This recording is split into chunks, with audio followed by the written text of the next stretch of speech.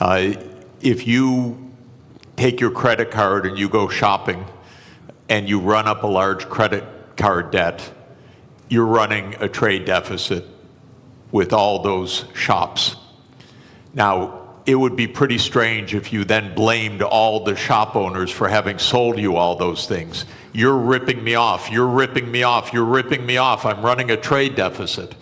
In light of recent events and the deepening economic crisis linked to new trade measures, we propose examining one of the most vivid yet underestimated topics on the global agenda: why the United States trade deficit is not the result of deception by other countries, but rather a consequence of internal economic decisions. If you have ever used a credit card and spent more than you earn, you are effectively creating a personal trade deficit. The same analogy applies to the economy of the United States. Countries trading with America are not robbing it. They are simply meeting its demand, which is shaped by internal consumption. In other words, the U.S. trade deficit is the result of spending exceeding production, not of aggressive policies by foreign nations. Let us turn to the economic core. The current account, like the trade balance, reflects the difference between national income and total spending. The United States spends more than it produces. The reason for this is a chronic federal budget deficit. The American government annually spends approximately $2 trillion more than it collects in taxes. This deficit is not covered by raising taxes because the political elite, backed by wealthy sponsors, is not interested in increasing the tax burden on their electorate. Thus, the U.S. finances its domestic spending through external borrowing, selling government bonds to other countries. The result is a massive current account deficit, which Donald Trump prefers to describe as fraud by other countries. This is a misconception. Moreover, such rhetoric causes serious harm to the global economy. When new tariffs were announced, global markets lost more than $10 trillion in market capitalization. This was not a redistribution of funds. It was their complete disappearance, caused by the disruption of the global trading system.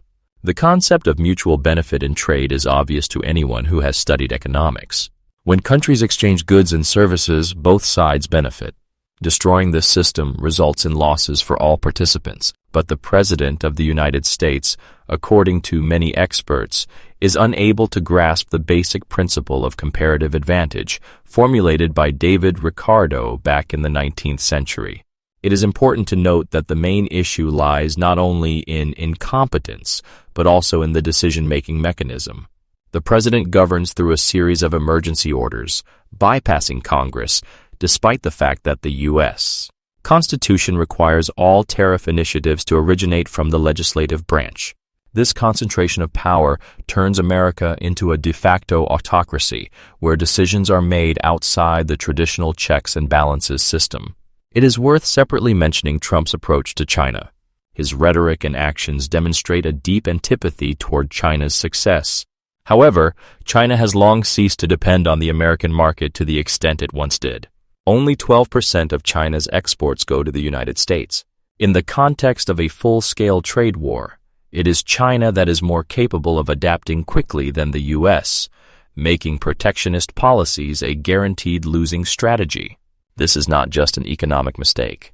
It is a strategic catastrophe. The United States is losing its global leadership not because of external pressure, but due to its abandonment of multilateralism and rationality. The world is built on trust and rules, not on the improvisation of a single country, even one as powerful as America. Moreover, trade protectionism harms not only the economy, but also climate goals, healthcare, and international cooperation. The U.S. is cutting international aid budgets, dismantling health cooperation, and reverting to coal energy. These steps undermine global efforts to prevent climate catastrophe. Professor Jeffrey Sachs, one of the world's leading economists and environmental experts, has repeatedly emphasized in his speeches, the White House's policy under Trump is not just a mistake, it is a deliberate dismantling of resilience, directly contradicting the interests of humanity. He urges other nations not to follow the path of normalizing madness. Looking more broadly, protectionism is a symptom of a deeper illness, a crisis of political systems, an inability to implement structural reforms, and a dependence on populism.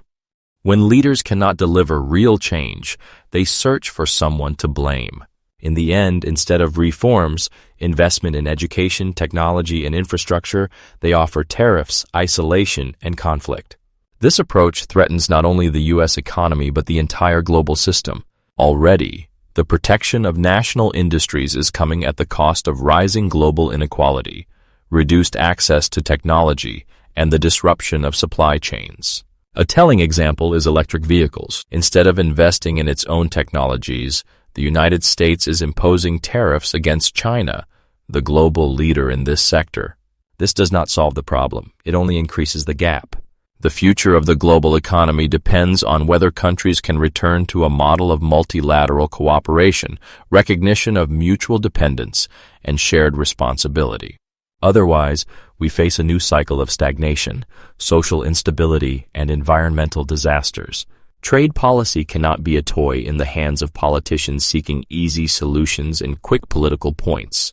It is a complex domain that requires professionalism, strategic thinking, and respect for international commitments. If we want to avoid a global catastrophe, economic, political, or climatic, we must stop looking for enemies and start working together. The alternative scenario is already unfolding before our eyes: fragmentation, conflict, and decline.